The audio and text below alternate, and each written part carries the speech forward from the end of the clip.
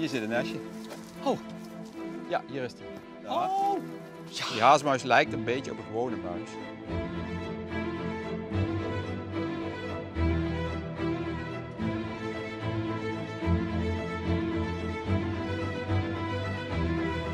Hij heeft het zojuist voor het eerst laten zien. Hij kwam razendsnel aanvliegen en landde precies op het takje waar dan Hans zei dat hij altijd gaat zitten.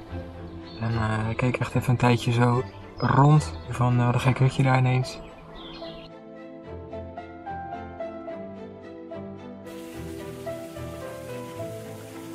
Nee, hier zien we allemaal steenbreekvaren. Maar waarom heet die steenbreek? Vroeger was natuurlijk de gedachte van, oh, hij groeit op muren. Ja.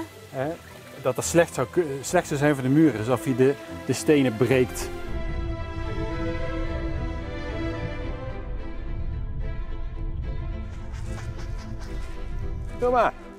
Kom maar.